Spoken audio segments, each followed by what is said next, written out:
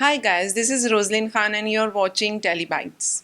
सी इस पर केस बन सकता है मगर मुझे नहीं पता कि शायद जो ऑफिसर्स अवेलेबल थे उस वक्त मुंबई में बड़ा अजीब सा माहौल है। यहाँ पर आपके बगल में अगर खून भी हो जाए इस तरह के हरेसमेंट अगर बढ़ते गए तो मुझे लास्ट डिसीजन यही लेना होगा कि शायद मुझे ये घर बेचना पड़े। मैं थोड़े से दिन और ब्रेक लूँगी क्योंकि मेरा वेट बहुत ज़्यादा पुट ऑन कर लिया है। स्टीरॉइड्स वगैरह मेरी चलती हैं बीच बीच में and Hina is still at stage 3।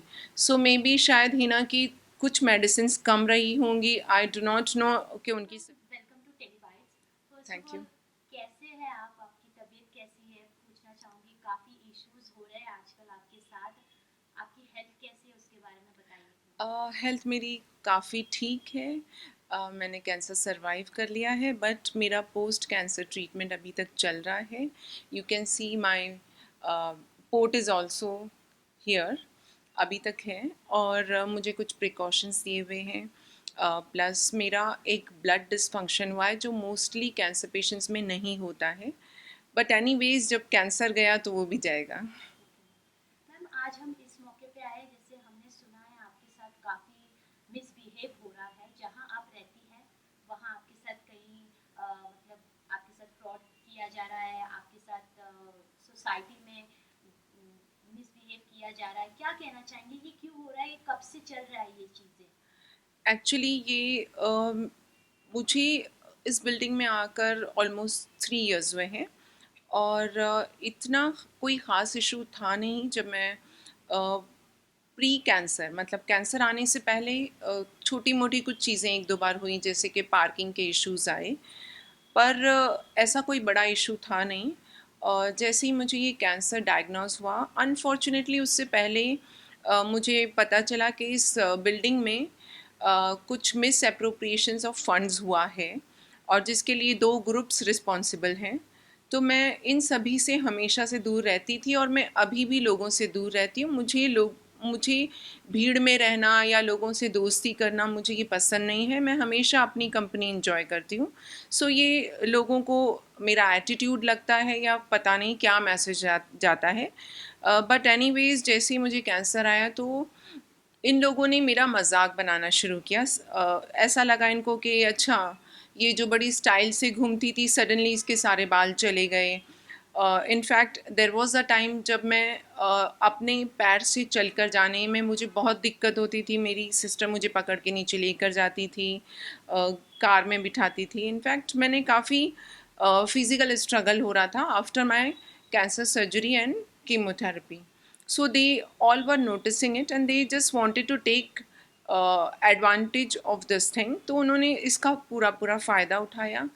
जैसे कि आप लोग जानते हो कि सभी कैंसर पेशेंट्स को हर हफ्ते में एक बार उनका डॉक्टर के साथ काउंसलिंग भी होती है।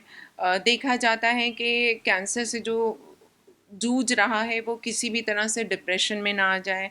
इनफैक्ट मुझे बहुत अच्छा एनवायरनमेंट मिला जहाँ मैंने डॉक्टर से ट्रीटमेंट करवाया।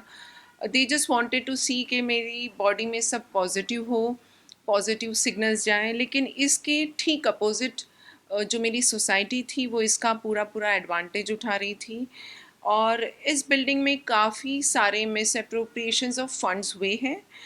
इलीगल कंस्ट्रक्शंस भी हो रहा है और लोग चुप रहते हैं, इसके खिलाफ आवाज़ नहीं उठाते। तो मैंने कैंसर के कुछ दिनों पहले ही एक लेटर इनको नोटिस भेजा था और इनसे मैंने पूछा था कि ये सब कुछ जो चल रहा है, जो इलीगल चीज़ें हो रही हैं, इसके बारे में आप मुझे जवाब दीजिए।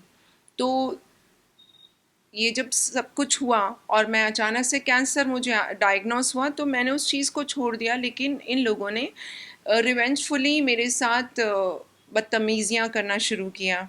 इनफैक्ट मेरा कोई ड्यूज़ बाकी नहीं है। अब तक मैंने अपने repair funds, lease rent, property tax सब कुछ क्लियर है। ऐसा कुछ नहीं है मगर उसके बावजूद इन्होंने लिफ्ट को ऐसे प्रोग्राम किया जो मेरे ही फ्लोर पर नहीं रुकता था। मेरी एम्बुलेंस अंदर नहीं आने देते थे। ये बोलते थे कि रात के 2 बजे आप हॉर्न नहीं बजा सकते। सी कोई इमरजेंसी होती होगी तभी आपके घर में एम्बुलेंस आता है, वो अगर हॉर्न नहीं बजाएगा, मुझे जल्दी नहीं जाना होगा तो कैसे चलेगा। तो छोटी छोटी चीज़ों पे इन लोगों ने मुझे हरेस करना शुरू किया, और हरेसमेंट इतना बड़ा कि 2-3 बार मिस मैन हैंडल करने की भी कोशिश की गई। मैंने इसकी रिपोर्ट जाकर की लोकल पुलिस स्टेशन में, लेकिन वो हर बार मुझसे एक एनसी ले लेते हैं और मामला रफ़ा दफ़ा कर देते हैं। और पिछले कुछ दिनों पहले मेरी 2 कार पार्किंग में खड़ी हुई थी, उस पर बहुत ज़्यादा पेंट, सीमेंट, सब कुछ गिराया गया, पर्पसली गिराया गया, क्योंकि बाकी दूसरों की कार कवर कर दी गई थी। तो इस तरह की छोटी मोटी चीज़ें डेली होती हैं और मुझे ये सब कुछ डेली फेस करना पड़ता है। मैम ये एक तरीके के मेंटल हरासमेंट कहा जा रहा है जिस तरीके से आप अपनी प्रॉब्लम्स बता रही हैं। लेकिन मैं ये पूछना चाहूँगी, जब आपने फर्स्ट टाइम ये बिल्डिंग लिया, जिन्होंने आपको ये बिल्डिंग दिलवाया, तो आपने ये सारी चीज़ें देखी नहीं थी? क्योंकि ऐसा भी सुनने में आ रहा है कि जैसे रिलीजन का भी प्रॉब्लम होता है। जैसे आपका जो रिलीजन है, ये बिल्डिंग में किसका किसी और का कुछ और रिलीजन होगा, शायद इस वजह से आपको तकलीफ दे रहे हैं। सी मैं इस चीज़ पर नहीं जाना चाहती कि यहाँ पर मुस्लिम ज़्यादा है या हिंदू ज़्यादा है। मैं उस चीज़ पर फ़िलहाल नहीं जाना चाहती हूँ, मैं उस बारे में बात नहीं करना चाहती हूँ। अगर ऐसा कुछ है भी तो वो पुलिस का काम है, लोकल पुलिस को इस पर इन्वेस्टिगेशन करना होगा और इस पर कंप्लेन लेंगे। मैं अपनी साइड से कोई भी चीज़ नहीं बोलना चाहूँगी। जैसे आप एक मेडिकल पेशेंट थी, जब इन्होंने आपको आपसे तक मतलब आपको तकलीफ दिया, तो उस टाइम पे आप पुलिस स्टेशन में गई थी, तो उन्होंने क्या दिया? क्योंकि उन्हें आके इंक्वायरी करना चाहिए था कि ऐसा क्यों हो रहा है आपके साथ। और कैंसर इज अ वेरी मतलब आजकल जो ये जो इतना सेंसिटिव इशू हो गया है, इस पे तो फिर एक केस बन सकता है सोसाइटी के ऊपर। क्या कहना सी चाहेंगे? इस पर केस बन सकता है, मगर मुझे नहीं पता कि शायद जो ऑफिसर्स अवेलेबल थे उस वक्त वो इन चीज़ों को बहुत इजी ले रहे थे। मुझसे यहाँ तक कहा गया कि तुम्हारे जैसे मरीज़ बहुत आते हैं। इनफैक्ट मुझे 2-3 घंटे बिठाया गया और मेरे नोज़ से ब्लीडिंग तक होने लगी। फिर मैं वापस आ गई, मुझे लगा कि यहाँ कुछ नहीं होना है, बिकॉज़ मेरे लिए अपनी लाइफ, मेरी फैमिली और मेरा करियर, मेरी ज़िंदगी बहुत इम्पॉर्टेंट है। आसपास के लोगों से या फिर पुलिस जस्टिस देती है या नहीं देती है, तो उस वक्त मेरे लिए सबसे ज़्यादा इम्पॉर्टेंट अपने आप को बचाना था। तो मैंने उन चीज़ों को अवॉइड किया। शायद एक यही रीज़न हो सकता है कि चीज़ें इतनी बढ़ती गई। मैम बिल्डिंग में जैसे सोसाइटी में कोई आपकी मदद करने नहीं आया, जब ऐसे सब उन्हें भी पता होगा कि आपसे आप ये प्रॉब्लम से अभी फेस कर रही है, कोई बात करने आया या इस बारे में मदद करने कोई आया अ, मुंबई में बड़ा अजीब सा माहौल है। यहाँ पर आपके बगल में अगर खून भी हो जाता है ना, तो लोग आपकी मदद नहीं करते। और इस बिल्डिंग में मैक्सिमम टेनेंट्स रहते हैं, इसमें ओनर बहुत कम है इस वक्त। तो मेरा इंटरेक्शन भी ज़्यादा लोगों से है नहीं। तो मोस्टली देखा जाए तो मुझे किसी ने हेल्प नहीं की, और अगर हेल्प की भी है तो मुझसे पर्सनली बात करके उन्होंने हेल्प की। मेरे साथ ना तो कोई पुलिस स्टेशन में जाने के लिए तैयार है, ना रजिस्ट्रार के ऑफिस में कंप्लेन करने के लिए तैयार है। तो बहुत सारी ऐसी चीज़ें हैं। मैं चाहती हूँ कि लोकल पुलिस को इस पर इन्वेस्टिगेशन करना था, या चाहिए। फैमिली के साथ जाती थी? क्योंकि फिर पुलिस स्टेशन का किस तरीके का बर्ताव होता था आपके साथ?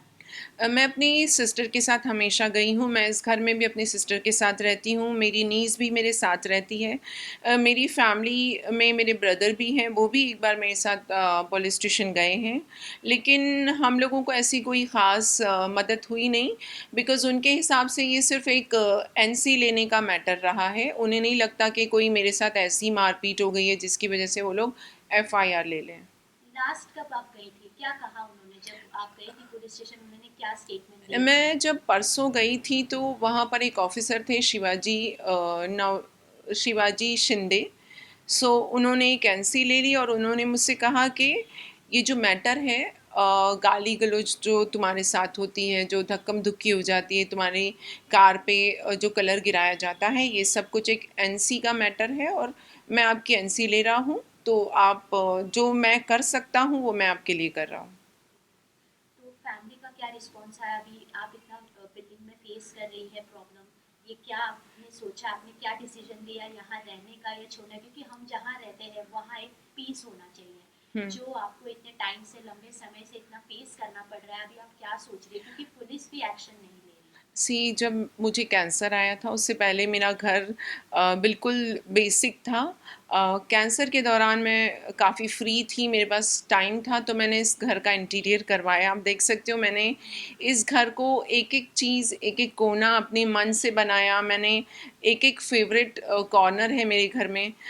तो मुझे इस घर को छोड़कर जाने में बहुत दुःख होगा और मेरी बहुत सारी अच्छी यादें हैं। एक-एक सामान मैं खरीद कर लाई हूँ अपने अपनी सुविधा के हिसाब से और हर चीज़ मैंने अपनी पसंद से बनाई है। वो भी उस दौरान जब मैं कैंसर से गुज़र रही थी, तो मैं इस घर को छोड़कर नहीं जाना चाहती, लेकिन इस तरह के हैरेसमेंट अगर बढ़ते गए तो मुझे लास्ट डिसीज़न यही लेना होगा कि शायद मुझे ये घर बेचना क्या पड़े। हुआ है? आपने आपके पेमेंट्स कुछ नहीं दे रहे लोग, क्या हुआ है उस सी रीजन के बारे में बताइए। इस बिल्डिंग में रिपेयर स्टार्ट हुई तो मैंने उनको जो भी फंड्स उन्होंने मांगे मैंने दिए।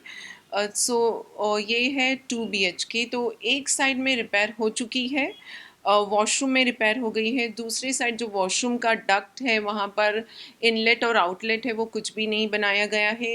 एक साइड फ्लैट में बहुत ज़्यादा लीकेज हो रहा है और ये फुल पेमेंट ले चुके हैं। और बिल्डिंग की राइट हैंड साइड जहाँ पर दूसरे जो मेंबर्स ऑफ बोर्ड मेंबर्स हैं उस तरफ से काम काफ़ी अच्छी तरह से कर दिया गया है। मेरे साइड पर काम ही नहीं हुआ है और मुझे लग रहा है कि अब ये रिपेयर भी स्टॉप कर दी जाएगी। मैम, जैसे अभी आपकी हेल्थ भी सही है, आप अच्छी खासी हो, सब हो गया है ठीक, क्या हम आपको कभी वापस कोई प्रोजेक्ट्स में देख सकते हैं? क्योंकि आपके फैंस जैसे आप इंस्टाग्राम से आपको फॉलो करते हैं, आपकी हेल्थ अपडेट लेते हैं, कुछ प्रोजेक्ट्स आप कर रही है या कुछ सोचा है आगे करने का? फ़िलहाल मैं थोड़े से दिन और ब्रेक लूँगी क्योंकि मेरा वेट बहुत ज़्यादा पुट ऑन कर लिया है, स्टीरॉइड्स वगैरह मेरी चलती हैं बीच-बीच में। मैं थोड़ा वेट रिडक्शन पर लगी हुई हूँ and this is my post cancer weight, so it will take some time. तो जैसे मैं अपना वेट रिड्यूस करती हूँ, I will be back on screen, I am ready to work again और आप मुझे बहुत जल्दी काम करते हुए देखोगे और अच्छा काम करते हुए देखोगे। जैसे कह रही है कि वो ठीक है अभी, सी आपके साथ जब ये हो रहा था तो क्या दिमाग में क्या फेस चलता है मैम? जब स्टार्टिंग में आपकी कीमोथेरेपी होती है सर्जरी से पहले, तब तक तो आप बहुत इजीली झेल लेते हो। जैसे मैंने खुद ने काफ़ी इवेंट्स किए, मैंने ब्रांडिंग की, लेकिन एक बार सर्जरी हुई, सर्जरी के बाद मेरा फिर से कीमोथेरेपी स्टार्ट हुआ और रेडिएशन हुआ। तो जब 3 चीज़ें एक साथ मेरी बॉडी को हिट कर रही थी, because I was at metastatic stage 4 and Hina is still at stage 3। So may be शायद हिना की कुछ मेडिसिन्स कम रही होंगी, आई डू नॉट नो कि उनकी सर्जरी बाकी है या कब होनी है। बट मेरी सर्जरी पहले मेरी कीमोथेरेपी कंप्लीट हुई सो दैट मैक्सिमम कैंसर को डॉक्टर ने कंट्रोल करने की कोशिश की। मेरे भी वही डॉक्टर हैं, doctor Mandar Nadkarni from Kokilaben hospital, जो अभी इस वक्त हिना खान का इलाज कर रहे हैं। उससे पहले इन्हीं यही डॉक्टर ने ताहिरा कश्यप का, सोनाली बेंद्रे का इलाज किया था। जैसा कि मैंने अभी उनकी सिचुएशन देखी है, तो वो स्टेज 3 पे हैं, तो ऑब्वियसली काफ़ी एग्रेसिव नहीं रहा होगा, उनका ट्रीटमेंट थोड़ा लाइट होगा। मेरा इसलिए एग्रेसिव ट्रीटमेंट था क्योंकि मेरी लाइफ बचेगी या नहीं बचेगी कोई उस वक्त डॉक्टर मुझे बता नहीं पा रहे थे। मैंने पूरी होप्स छोड़ दी थी, मुझे नहीं लगता था कि शायद मैं कभी लौट कर आ पाऊँगी, बट मैंने पूरी पॉजिटिविटी के साथ हर ट्रीटमेंट लिया। और इनफैक्ट जो भी प्रॉब्लम आते हैं एक कैंसर पेशेंट को, जो वो बॉडीली वीक होता है, वो मोस्टली सर्जरी के बाद कीमोथेरेपी और फिर रेडिएशन, ये जो 3 चीज़ एक साथ होती हैं, तब हम पूरी तरह से कोलैप्स हो जाते हैं, सिस्टम वर्क नहीं करता है। और उस बीच आपको अपने आप को बचाना होता है, जैसे कि मेरा ट्रीटमेंट बीच में रोका गया है क्योंकि मैं लास्ट में कीमोथेरेपी नहीं ले पा रही थी, इसीलिए मेरा पोर्ट अभी तक लगा हुआ है। मैं मेटास्टैटिक कैंसर से गुजरी हूँ, तो थोड़ी सी चांसेस रिलैप्स के ज़्यादा हैं मेरे, बट टच वुड मुझे कुछ नहीं हो रहा है।